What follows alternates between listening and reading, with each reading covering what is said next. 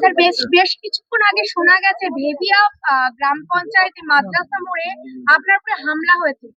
কারা করলো এই হামলা, কেন করলো? কারা করবে? তৃণমূল কংগ্রেস করলো। আর কেন করলো? ওদের পায়ের তলায় মাটি নাই বলে করছে। ঠিক কি ঘটনা ঘটেছিল? আরে আজকে আমাদের পারমিশন নিয়ে আমাদের প্রার্থী জনসংযোগ ছিল।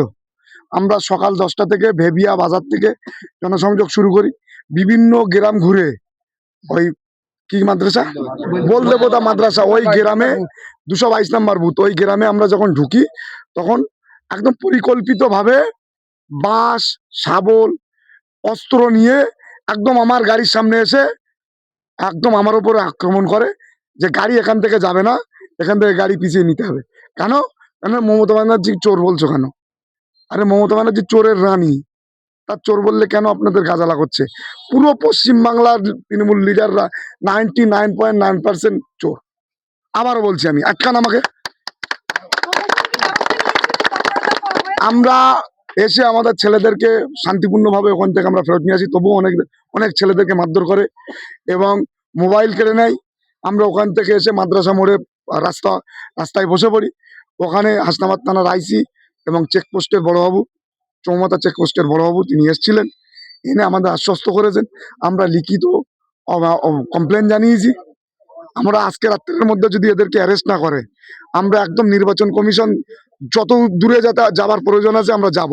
কিন্তু এই অপশাসনের বিরুদ্ধে আর এই দেশদ্রোহী যারা আছে, সমাজদ্রোহী যারা আছে, এদেরকে ইমিডিয়েট যদি গ্রেপ্তার না করা হয়, বৈশাখ উত্তর বিধানসভা ইলেকশন হবে না।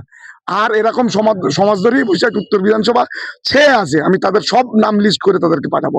দেখুন, একটা কথা বলি, আমি হাসনাবাদ থানার বড়বাবুকে 3 দিন ধরে বিভিন্ন বিষয় নিয়ে ফোন করছি।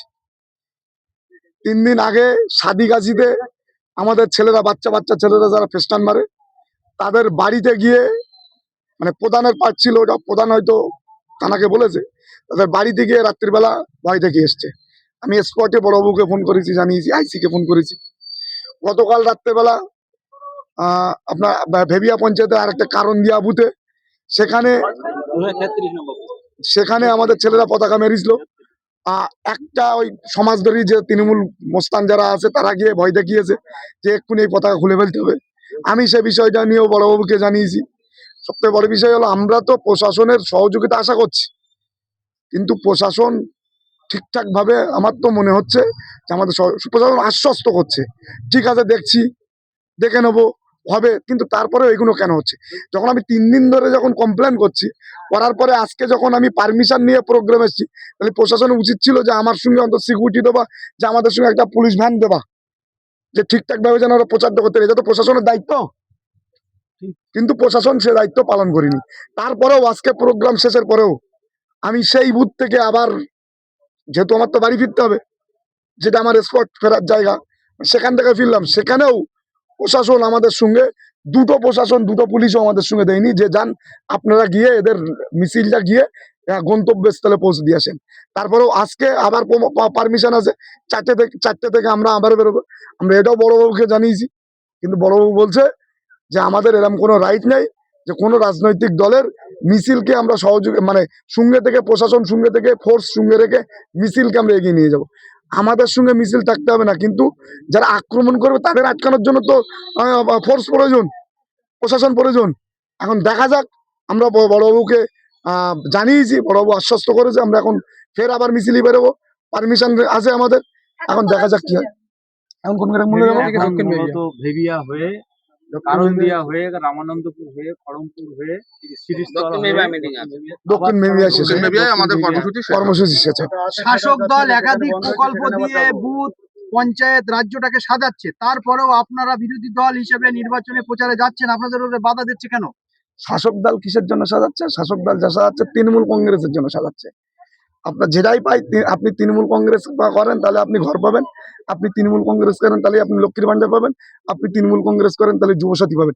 সব থেকে বড় বেইমানি কি করেছে জানেন?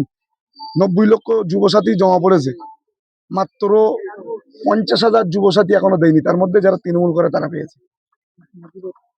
সুতরাং এটা তো মানুষের উন্নয়ন না, তৃণমূলের ক্যাডার বাহিনীদের উন্নয়ন। সেই জন্য ওরা আটকাচ্ছে, ওদের পাশে মানুষ নেই।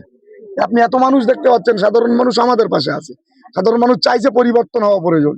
আজকে সব থেকে বড় বিষয় হলো যে আমাদের ওপর আক্রমণ হয়েছে, এই কথা শুনে সাধারণ মানুষরা কাঁদছে। আমি তাদের কাছে ঋণী হয়ে থাকবো সারা জীবন।